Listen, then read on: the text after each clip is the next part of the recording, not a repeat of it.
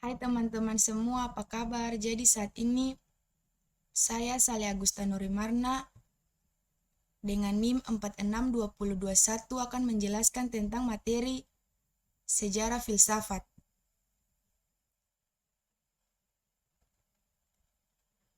Pada awal kelahirannya, filsafat tidak dapat dipisahkan dengan perkembangan ilmu pengetahuan yang muncul pada masa peradaban kuno atau masa Yunani. Jadi saya akan menguraikan beberapa buktinya. Yang pertama, pada tahun 2000 sebelum Masehi, bangsa Babylon yang hidup di lembah Sungai Nil, Mesir, dan Sungai Efrat telah mengenal alat pengukur berat badan, tabel bilangan berpangkat, dan tabel perkalian menggunakan 10 jari. Proses pembuatan piramida, salah satu keajaiban dunia, juga ternyata menerapkan teori geometri dan matematika. Di Cina dan India saat itu juga telah mengenal proses pembuatan kertas dan juga kompas. Selanjutnya kita masuk pada masa Yunani. Periode filsafat Yunani merupakan periode yang sangat penting dalam sejarah peradaban karena saat itu telah terjadi perubahan pola pikir manusia dari mitosentris menjadi logosentris. Kita akan membahas sedikit tentang pola pikir mitosentris. Adalah pola pikir masyarakat yang sangat mengenal mitos untuk menjelaskan fenomena alam seperti gempa bumi dan pelangi. Namun, ketika filsafat diperkenalkan, fenomena alam tersebut tidak lagi dianggap sebagai aktivitas dewa, tetapi aktivitas alam yang terjadi secara kausalitas. Selanjutnya ada perkembangan pada masa Yunani. Yang pertama, pada abad ke-6 bermunculan para pemikir yang memiliki kepercayaan sangat bersifat rasional, yang sehingga akhirnya menimbulkan pergeseran. Yang kedua, pada tahun 625 sampai 545 sebelum Masehi, ahli pikir pertama kali yang muncul adalah Thales yang berhasil mengembangkan teori geometri dan matematika. Ada juga beberapa ahli yang muncul, yaitu Lysippos dan Demokritus yang mengembangkan teori materi, Hippocrates yang mengembangkan teori ilmu kedokteran, Euclid mengembangkan teori geometri deduktif, Socrates yang mengembangkan teori tentang moral, Plato yang mengembangkan teori tentang ide, dan yang terakhir Aristoteles yang mengembangkan teori tentang dunia dan benda serta mengumpulkan 500 data jenis hewan atau kita sebut saja ilmu biologi. Selanjutnya masa abad pertengahan. Masa ini diawali dengan lahirnya filsafat Eropa. Jadi pada masa ini pemikirannya dipengaruhi oleh agama Kristen. Artinya pemikirannya didominasi oleh agama, yang mana semua pemecahan persoalan selalu didasarkan atas agama sehingga corak pemikiran bersifat teosentris.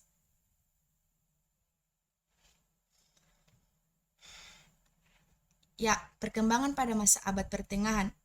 Yang pertama, pada abad ke-6 setelah mendapatkan dukungan dari Karel Agung, akhirnya didirikanlah sekolah-sekolah yang memberi pelajaran gramatika, dialektika, aritmatika, astronomi, dan juga musik.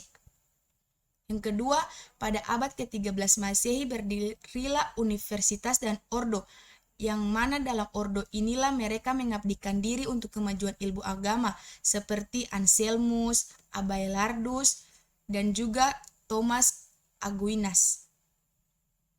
Selanjutnya pada tahun 850 sampai 1200 periode skolastik Islam berlangsung, dan pada masa inilah kejayaan Islam berlangsung dan ilmu pengetahuan juga berkembang secara pesat. Yang keempat, peralihan dari abad pertengahan ke abad modern disebut masa peralihan atau masa transisi, yaitu munculnya Renaissance dan humanisme yang berlangsung pada abad 15 sampai 16 Masehi. Kita masuk pada masa abad modern. Jadi pada masa abad modern ini, pemikiran filsafat telah berhasil menempatkan manusia pada tempat yang sentral dalam pandangan kehidupan sehingga corak pemikirannya antroposentris, yaitu pemikiran filsafat mendasarkan akal pikiran dan pengalaman. Jadi pada masa abad modern ini, manusia tidak lagi berpikiran secara mitos tetapi lebih mengandalkan akal dan pikiran yang ada. Selanjutnya, Renaissance dan Humanisme. Jadi Renaissance dan Humanisme ini muncul pada abad modern, di mana para ahli filsuf yang menjadi pelopor perkembangan filsafat. Ada juga perkembangan pada abad modern. Yang pertama, pada tahun 1596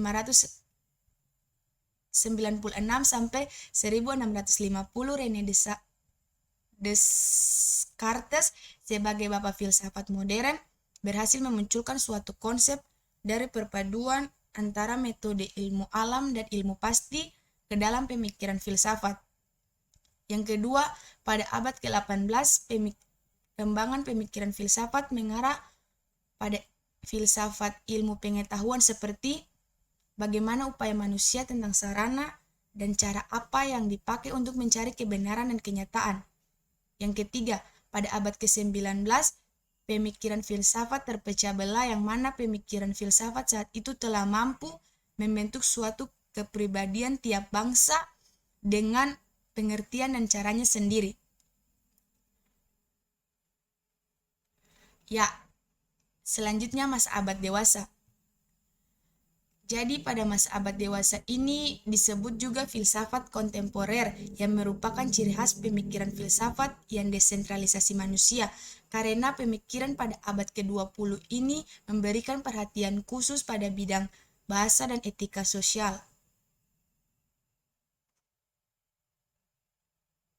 Perkembangan pada masa abad dewasa. Yang pertama, pada paruh pertama abad ke-20 timbul aliran-aliran kefilsafatan seperti neotomisme, neokantianisme, neohegelianisme, kritika ilmu, historisme, irasionalisme, neovitalisme, dan neopositivisme.